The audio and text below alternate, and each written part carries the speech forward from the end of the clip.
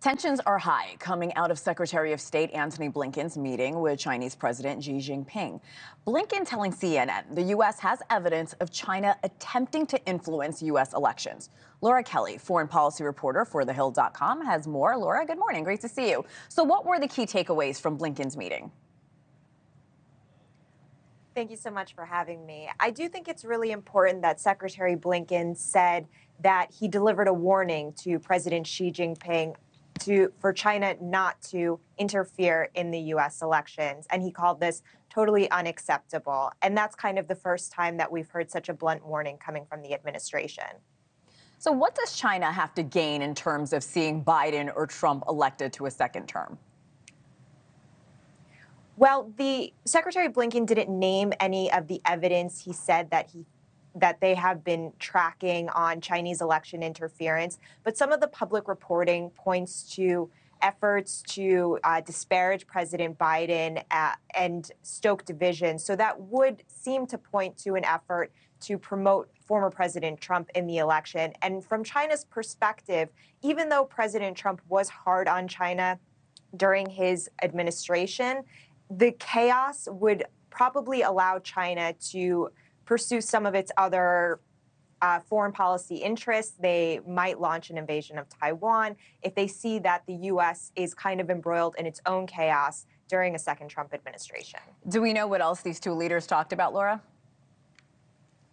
It was a robust agenda. Secretary Blinken went there to also deliver a warning against China's support for Russia and Russia's war against Ukraine. This is a red line for the United States and warning of consequences if they don't rein it back. Also very important is getting China to crack down on the export of precursor chemicals that make fentanyl to address the opioid crisis in the U.S. and a lot of other topics, keeping open military-to-military communications to avoid any conflict in the East China Sea or the South China Sea. But they also want to seek areas of cooperation. Both sides want to increase people-to-people ties.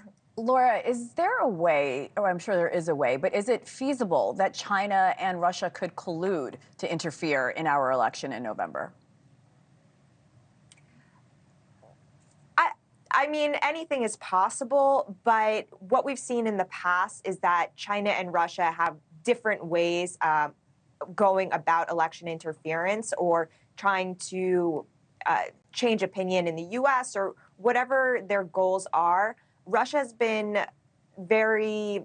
trying to be very divisive, trying to stoke chaos. We see some of the public reporting indicates that China is trying to take on those tactics as well. But before, China's main mission was really to try and promote its own message and try to get that to sink in. So they're two different streams, and I don't know if there's a lot of collaboration, coordination. I don't think we've seen any of that yet, but definitely probably learning from each other. Thank you so much for that very nice breakdown. Laura Kelly in our nation's capital. Thank you so much, Laura. Thanks for watching. Go to joinnn.com to find NewsNation on your television provider. And don't forget to click the red subscribe button below to get more of NewsNation's fact-driven, unbiased coverage.